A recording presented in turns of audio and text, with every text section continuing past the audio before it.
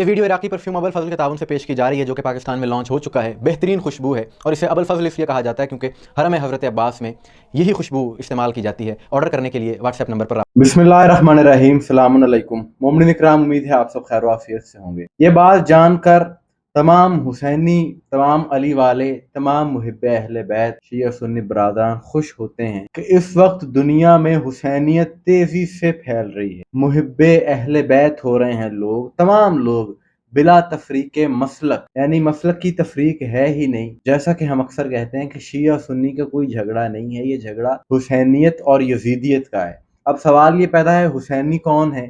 شیعہ بھی حسینی ہیں، سنی بھی حسینی ہیں. اور یزیدی کون ہے؟ یزیدی وہ عناصر ہیں کہ جو تکفیری عناصر، جن کے ذہنوں میں مسلک کی تعصب ہے، جو کافر کافر کے نعرے لگانے والے ہیں، جو اسلام کے بھی دشمن ہیں، جو ملک کے بھی دشمن ہیں. اور یہ جہاں بھی ہوتے ہیں وہاں پر ملک کے امن کو خراب کر. اور جو میں نے بات شروع میں کہی کہ حسینیت تیزی سے پھیل رہی ہے، محبت اہل بیت کی طرف لوگ آ رہے ہیں، اس کے اب تو شواہد موجود ہیں کہ ابھی کچھ ماہ پہلے عید سعید، عید الفطر کے موقع پر جامعہ الازہر مصر کے مفتی اعظم نے جو عید کا خطبہ دیا سرکاری سطح پر، وہاں پر وہ باکمال خطبہ تھا. اس میں پنجتن پاک کا ذکر تھا، جناب سیدہ کا ذکر تھا، اہل بیت کا ذکر تھا، اور دعا بھی جناب سیدہ کے وسیلے سے مانگی گئی، جس سے ساری دنیا حیران رہ گئی. اور اس کا اثر یہ ہوا کہ مصر میں جو مقامات اہل بیت ہیں، جو اہل بیت سے منسوب مزارات ہیں، وہاں پر رش بہت زیادہ بڑھ گیا. سوشل میڈیا پر وہ ساری چیزیں موجود ہیں، ہم نے اس پر اس وقت ایک تفصیلی پروگرام کیا. اب عید الاضحیٰ کے موقع پر ایک اور بڑا کمال منظر دیکھنے کو ملا ہے ملک آذربائیجان سے. اور وہاں پر کیا منظر دیکھنے کو ملا کہ شیعہ سنی اکابرین دونوں مسالک کے نمائندہ علماء، جو کہ بڑے علماء وہاں پر سمجھے جاتے ہیں، انہوں نے سرکاری سطح پر پہلی بار نماز عید باجماعت اکٹھے ادا.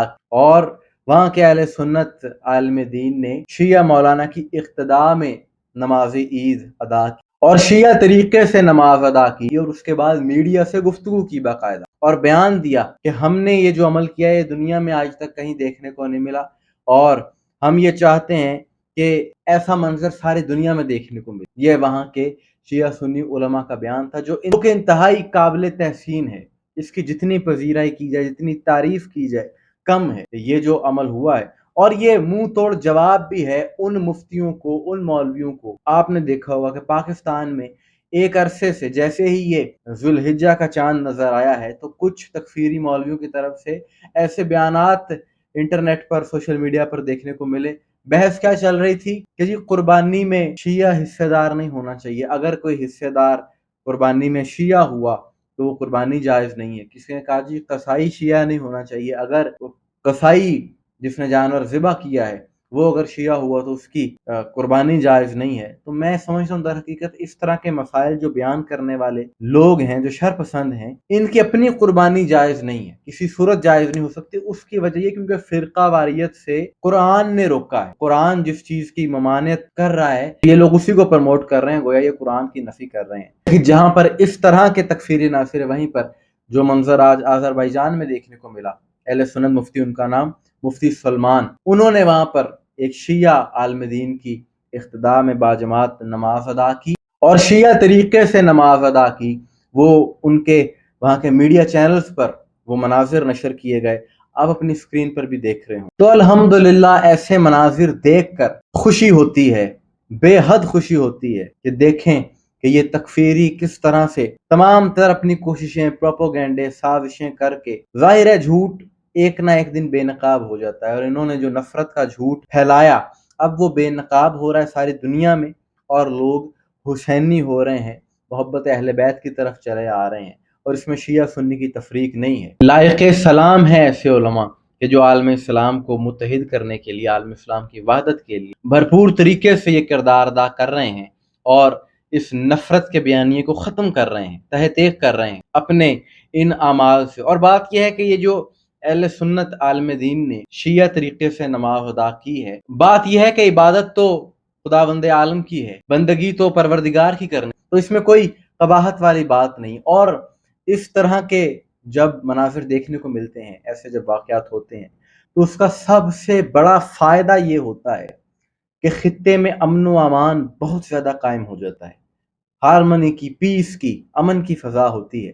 اور جہاں پر فرقہ واریت ہوتی ہے، جہاں پر تکفیری بیانات ہوتے ہیں، جہاں پر اس طرح کے بیانات ہوتے ہیں، تو پھر کس طرح کے واقعات ہوتے ہیں آپ جانتے ہیں کہ پاکستان میں آئے روز کالعدم یہ مولوی جب اس طرح کے بیانات دیتے ہیں تو ان کے نتیجے میں کس طرح سے فرقہ واریت پھیلتی ہے، کیسے لا قانونیت پھیلتی ہے، اور شدت پسند سوچ کے لوگ، تکفیری مائنڈ سیٹ رکھنے والے قانون کو اپنے ہاتھ میں لیتے ہیں، اور پھر ٹارگٹ کلنگ کا سلسلہ شروع ہو جاتا ہے۔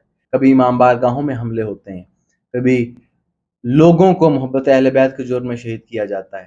حال ہی میں ڈیرہ اسماعیل خان کراچی میں ایک افسوسناک واقعہ ہوا، وہاں پر ایک عرصے سے یہ سلسلہ جاری ہے۔ تو یہ محبت کی، امن کی، بھائی چارے کی فضا یہاں پر بھی ہو سکتی ہے، اور کس طرح ہو سکتی ہے کہ جب جو تکفیری مائنڈ سیٹ والے مولوی ہیں، جو نفرت انگیز تقریریں کرنے والے ہیں، ان کے خلاف جب حکومت ایکشن لے گی اور انہیں شٹ اپ کال دے گی، قانونی اقدامات کرے گی، تو اپنے آپ مسائل حل ہو جائیں گے۔ اور در حقیقت یہ تکفیری عناصر، ان کے ذہنوں میں ایک تو مسلکی تعصب ہے، دوسرا ذکر اہل بیت ان سے برداشت نہیں ہوتا۔ جب بھی کوئی ذکر اہل بیت کرتا ہے، چاہے کوئی اہل سنت اکابر ہی کیوں نہ ہو، اس پر شیعہ ہونے کے فتوے، رافضی ہونے کے فتوے لگا دیے جاتے ہیں۔ بہت سے ایسے پڑھنے والے ہیں، بہت سے ایسے نعت خواں ہیں، خطباء ہیں کہ جنہوں نے زیادہ ذکر علی کیا، جنہوں نے زیادہ علی علی کیا، تو ان کو باقاعدہ محفلوں سے نکال دیا گیا۔ مولوی صاحبان نے کہا کہ جی یہ اہل بیت کا ذکر زیادہ کرتا ہے۔ ایک محفل میں ایک مولوی نے کہا کہ جی یہ غازی عباس کا قصیدہ تم نے کیوں پڑھا ہے؟ اہل سنت نعت خواں کو وہ کہتا ہے کہ حضرت عباس کا قصیدہ تم نے کیوں پڑھا ہے؟ کہیں تم شیعہ تو نہیں؟ اس بات پر اسے نکال دیا گیا وہاں سے۔ لیکن اس سوشل میڈیا کا جو سب سے بڑا فائدہ ہوا ہے وہ یہ ہوا کہ اس طرح کی چیزیں جب سامنے آتی ہیں تو جو عام مسلمان ہیں، جن کے دلوں میں ایمان ہے، جو اہل بیت سے محبت رکھنے والے ہیں، وہ جب اس طرح کے واقعات دیکھتے ہیں وہ تو سوچنے پر مجبور ہو جاتے ہیں۔ یا پھر وہ جب ایسے مناظر دیکھتے ہیں کہ جس طرح سے اہل سنت کے مفتیان اور بڑے بڑے مفتی، خواہ وہ مصر کے ہوں، آذربائیجان کے ہوں، جب وہ محبت اہل بیت کی بات کرتے ہیں، جب وہ اتحاد کی بات کرتے ہیں، تو ایک عام آدمی ضرور سوچتا ہے یار یہ بھی تو علماء ہیں نا، یہ بھی تو پڑھے لکھے علماء ہیں۔ تو جب یہ اتنے معتدل ہیں، اتنے پیار اور امن اور محبت کی بات کرنے والے ہیں، تو پھر یہاں پر یہ تکفیری عناصر ایسی باتیں کیوں کر رہے ہیں؟ جب یہ سوچ ذہن میں آ جاتی ہے ایک عام انسان کی، ایک عام مسلمان کی، تو تکفیریت، ان کا یہ جھوٹا پروپیگنڈا، یہ بے بنیاد الزامات اپنے آپ دم توڑ جاتے ہیں۔ اور یہی وجہ ہے کہ حسینیت اس وقت تیزی سے ساری دنیا میں پھیل رہی ہے اور بڑھتی چلی جا رہی ہے، بڑھتی چلی جا رہی ہے۔ حسینیت ہمیشہ زندہ باد رہے گی، یزیدیت ہمیشہ مردہ باد رہے گی۔ مومنین اکرام، آپ کی اس حوالے سے کیا رائے ہے؟ کمنٹس میں ضرور کہیے گا۔ مجھے دعا میں یاد رکھیے گا۔ السلام علیکم۔